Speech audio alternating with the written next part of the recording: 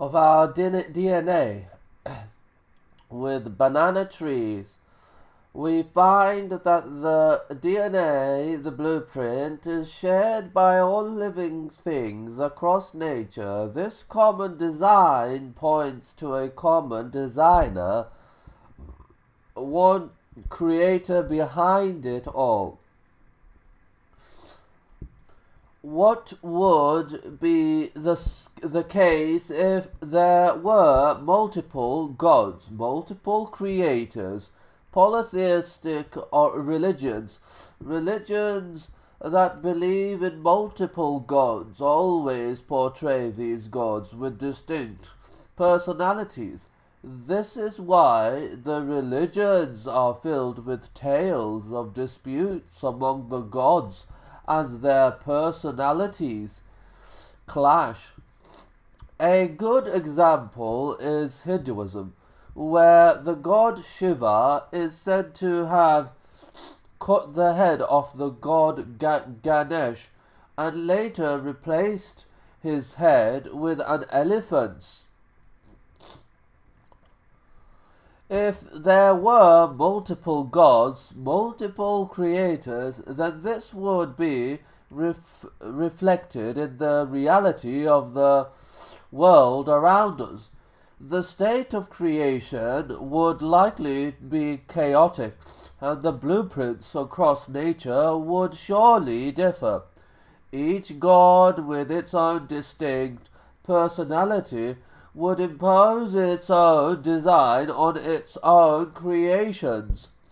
If there were various gods who made the different things we see today, it would be reasonable to assume that even those things which look the same are very different at a microscopic level.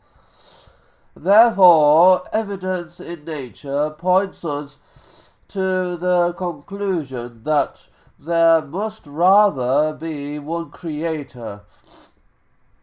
A critic may point out that things that are engineered are generally made by more than one creator. For example, cars, when it comes to the creation of cars, one person designs the engine, another person designs the braking system, and so on and so forth.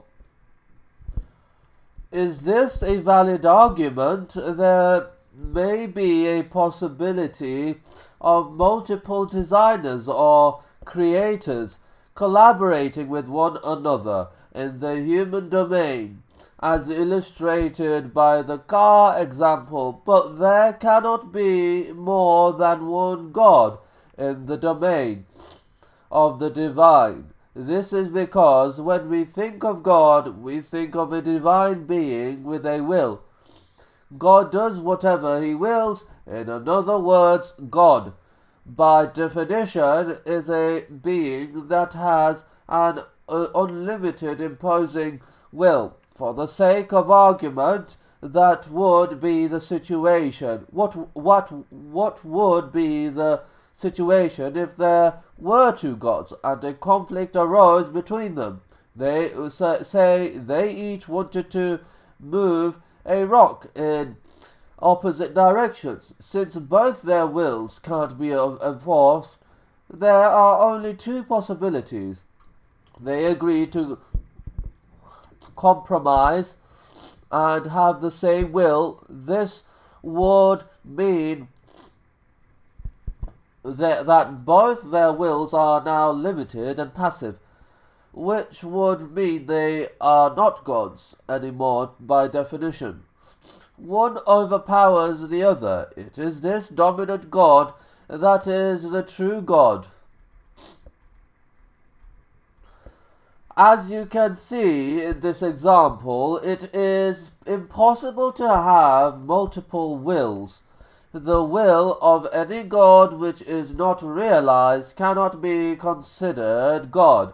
This is the simplest and most logical explanation for the order and stability stability of the universe around us.